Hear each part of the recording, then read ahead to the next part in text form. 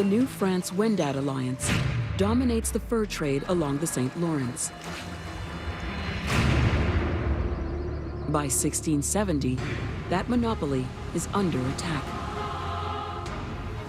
Another superpower wants in on the action: the mighty British Empire. The American Revolution is still a century away. Britain is aggressively expanding its colonies in the south. British settlers now outnumber the French 18-1. The British colonies in what is now the United States were expanding almost constantly. They were very prosperous. They grew at a pace that was much greater than that of Quebec. King Louis XIV retaliates with a most unusual tactic. He sends more than a dozen ships to New France, loaded not with cannons or soldiers, but with France's poorest women. You're really talking about the most vulnerable people. You know, poor, orphaned, female, teen. On this historic voyage is 24-year-old Elizabeth Aubert. She has left behind a rough life in a Paris orphanage. I'm sure the voyage was extremely difficult. They were all crammed in there, probably, slung in hammocks, vomiting over each other. It must have been just the most horrific thing. With no guarantee, no promise of anything, not even knowing if their life's going to be better than where they came from. They're starting over in that ship.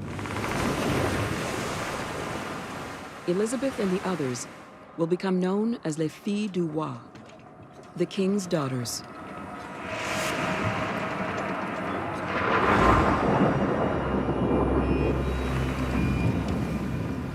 Three months after leaving France, they finally arrive.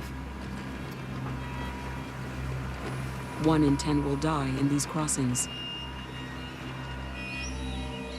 For the survivors, this is home.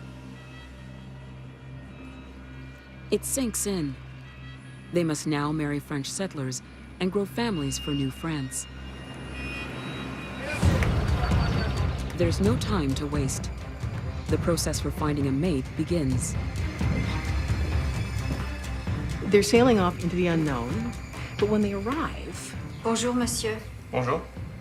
They're presented, some of them probably for the first time in their lives, with an actual choice.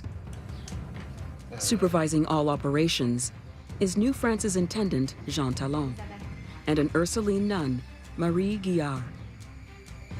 Avez-vous de la propriété? It was, I guess, a date with mortal consequences. It's kind of like suss out the environment and kind of go, okay, I guess I'll go with him. Est-ce que vous êtes religieux? Oui, bien sûr. Avez-vous des vices, monsieur? Non.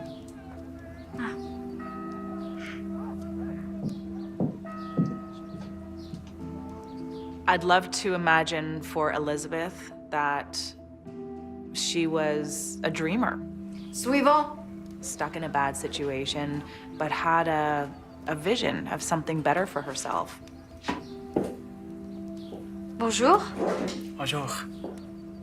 Avez-vous des vices, monsieur? Je n'ai pas le temps pour des vices.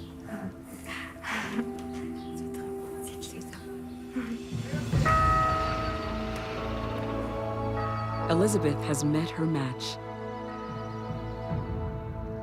Aubin Lambert, a hard-working farmer who settled here almost a decade ago. On September 29th, 1670, in Quebec City, they marry. These women were thrown here into such hard situation, and they had to really, those who survived had to be really, really strong. I see the women in Quebec and I think, wow, there's something so special about women in Quebec. So maybe it comes from that. Maybe it comes from the beginning. For her commitment, Elizabeth receives an automatic dowry of 50 French livres, almost $1,000 today. As a family, They can also claim a lifelong pension of 300 livres a year if they produce 10 children. And in 1689, Elizabeth reaches that target.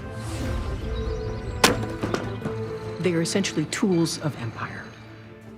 And man, they are doing the grunt work.